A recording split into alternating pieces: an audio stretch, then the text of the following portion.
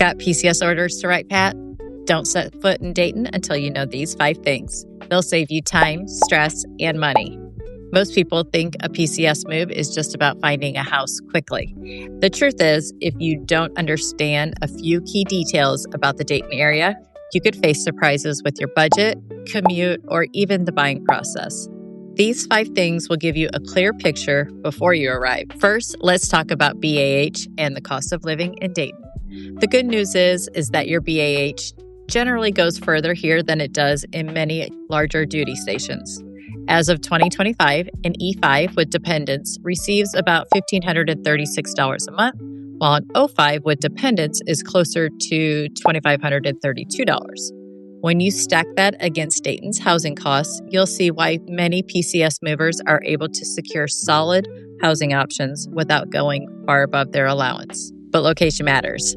Close-in areas like Beaver Creek give you convenience to the base and plenty of housing options. You'll often see even higher price points as you move into places like Centerville or Bellbrook. These suburban communities are popular for their larger homes, newer subdivisions, and more traditional suburban layout. But the trade-off is both a higher budget and a longer commute, usually 20 to 30 minutes. On the other hand, areas like Fairborn and Riverside tend to be more affordable, and they keep you closer to the base, though the housing stock is generally a little bit older. So the key question isn't just how much house can I afford? It's where do I want to allocate my budget on space, amenities, or on convenience and proximity to the base. Next up is commute time. Wright-Pat is located in Fairborn, and depending on where you live, your drive could be as short as 10 minutes or closer to 30. For example, Beaver Creek usually means a 10 to 15-minute commute. Fairborn is right next to the base, can be there even quicker. Move out to Bellbrook or Centerville, and you're looking at 20 to 30 minutes. On the other hand, areas like Huber Heights or Riverside sit closer in, which can save some time there. The important thing here is that Dayton traffic is nothing like DC or Atlanta. You won't be stuck in hour-long backups, but your daily drive does add up, and it's worth testing it out virtually before you commit. Plug addresses into Google Maps at the times you would actually be driving to see the real numbers. That way you know exactly what to expect. Another big question people often ask about is schools. Every district in Dayton has its own programs and strengths. The best way to evaluate them is by using objective third-party resources like greatschools.org or the Ohio Department of Education school report cards. These sites allow you to compare things like test scores, programs offered, and the student-to-teacher ratios side by side.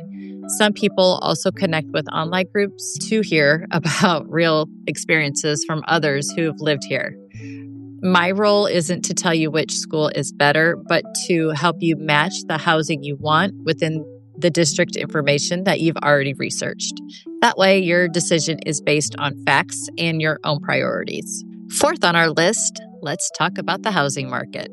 Dayton offers a mix of options. Newer construction in the suburban areas, established homes near the base, and even smaller starter homes in communities like Fairborn or Riverside. For military buyers using a VA loan, there are plenty of properties that qualify. The VA does have specific requirements around safety and livability, things like the roof condition, heating systems, and structural soundness. Most homes here meet those requirements, but it is helpful to know about them ahead of time. Competition also varies depending on the season.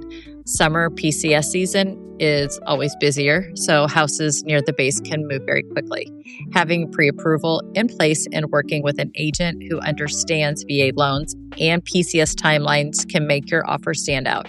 That's what helps to avoid delays and makes the process a lot smoother, even when time is tight. And finally, buying long distance. This is one of the biggest concerns PCS movers have, and it's something we handle all the time. It usually starts with a virtual consultation where we go over your timeline, your BAH, and what matters most to you. From there, I preview homes, create video tours, and highlight details you might not notice in photos, things like street views, noise levels, or the layout of the neighborhood. Once you're ready to move forward, the good news is almost everything can be handled remotely. Offers, contracts, inspections, and even closings can be done digitally. Inspections include detailed reports, photos, and sometimes video, so you stay informed every step of the way. Many PCS buyers are able to close on their Dayton home before they ever set foot in Ohio. That way, when you arrive, you're not scrambling, you're unpacking. The bottom line is this: a PCS to Wright-Patt can be a smooth move if you know what to expect. When you understand your BAH, commute times, school resources, the housing market, and how to buy long distance, you'll be way ahead of the game. Now that you know the 5 things about PCSing to Wright-Patt, the next step is choosing the right neighborhood. Click here. You can watch my next video about where I break down the most common areas near Wright-Patt Air Force Base that'll give you a clear picture of commute times and housing options. And if you would like a complete step-by-step guide, I've put together a free relocation guide. You'll find the link in the description below.